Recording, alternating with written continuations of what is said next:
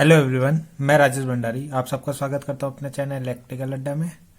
तो आज हम जो नेक्स्ट वीडियो लेके आए हैं वो लेके आए हम धारा घनत्व तथा चालकता में संबंध।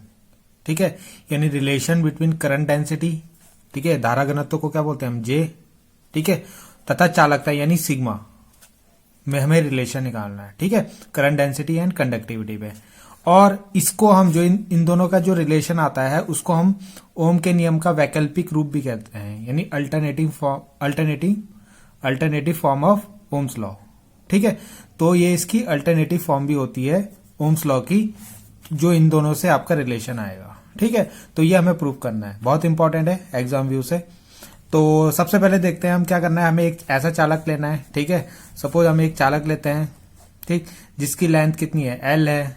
ठीक है, ये हमने पिछली वीडियो में भी ली है, यानी जिसकी लंबाई कितनी है, एल है। इसका क्षेत्रफल कितना है आपका, ए है। ठीक है, और इसके सिरों के बीच हम क्या कर रहे हैं, विभवांतर, यानी एक बैटरी लगा रहे हैं। ठीक है, जो वी वोल्ट की है। ठीक है, वी विभवांतर की है, और इससे एक धारा जा रही है आपकी आई। ठीक है, अब बैटरी लगाई तो बैटरी से क्या होगी, करंट जाएगी इस कंडक्टर पे।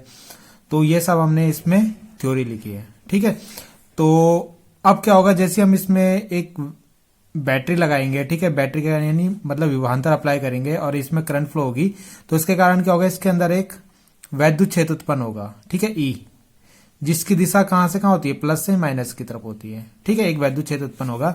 तो तार के भीतर जो वैद्युत क्षेत्र होता है ई, उसका फॉर्मूला हमने पहले पढ़ा है, V अपॉन एल।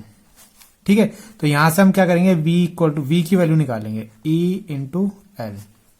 अब हमने यहां से V की वैल्यू क्यों निकाली है, हम जो लास्ट में जो हमें रिलेशन निकलेगा ना, वो हम ओम्स लॉ लगाएंगे इसमें। ओम्स लॉ इक्वल टू क्या होता है, ओम्स लॉ का फॉर्मूला क्या होता था, V equal to I into R. ठीक है, तो यहां हम V और I की वैल्यू पुट करेंगे। ठीक है, यानी V और I की वैल्यू यहां पे रखेंगे, जिससे हमें क्या होगा, इसमें संबंध स्थापित हो जाएगा इन दोनों में। ठीक है, तो V तो मैंने निकाल लिया, इसे समीकरण में डाल देते हैं। ऐसे ही मैं I भी निकालता हूं। ठीक है, तो आपने धारा घनत्व का फॉर्मूला पढ़ा होगा, धारा घनत्व। तो धारा घनत्व को हम J से दर्शाते हैं। तो J बराबर कितना होता था हमारा होता था I अपॉन ए। क्या होता था, I अपॉन ए। ठीक है, तो अगर हम यहां से I की वैल्यू निकाले तो I बराबर I कितना आ जाएगा, J इंटू ए। इससे इक्वेशन 2 यानी समीकरण 2 बना देंगे। ठीक है, और एक फॉर्मूला और है आपका R की वैल्यू, जो हमें यहां पे रखनी है। R की वैल्यू भी हम निकाल के यहां पे रख देंगे। R क्या होता है आपका, प्रतिरोध। ठीक है, तो प्रतिरोध, जो तार का प्रतिरोध होता है, प्रतिरोध का फॉर्मूला क्या होता था हमारा, R equal to rho L upon A. ठीक है, तो ये हमारा किसका फॉर्मूला होता है, R का फॉर्मूला होता है। ठीक है, ये से समीकरण 3। और ओम का नियम, ओम का नियम क्या है हमारा, V equal to I into R. ठीक है, तो ये सारी वैल्यू जितनी है, समीकरण 1, समीकरण 2, समीकरण 3, उनको हम यहां पर रख देंगे। ठीक है, इससे हमारा ये संबंध स्थापित हो जाएगा। तो देखते हैं, तो यहां पे हम वैल्यू रख देते हैं। जैसे V की वैल्यू कितनी है, E इंटू एल, ये हमने रख दिया। I की वैल्यू कितनी है, I की वैल्यू है J इंटू ए, और R की वैल्यू कितनी है, रो एल अपॉन ए। ठीक है, इतना हो गया। अब यहां पे देखो, A से A आपका कट रहा है। ठीक है, तो यहां पे इसको तो E, और L से L भी आपका कट रहा है, तो E इक्वल टू कितना हो गया, J इंटू रो। ठीक है, ये हमारा बचा। और रो आपको पता है, रो आपको एक फॉर्मूला और याद रखना है यहाँ पे, कि जो सिग्मा होता है, यानी चालकता जो होती है, 1 अपॉन रो के बराबर होती है। ठीक है, जो चालकता होती है कितनी होती है, 1 अपॉन रो के बराबर। तो अगर हम यहाँ पे देखें तो ये क्या हो जाएगा, ये जो रो है, अगर मैं यहां से रो की वैल्यू निकालू तो रो बराबर कितना हो जाएगा,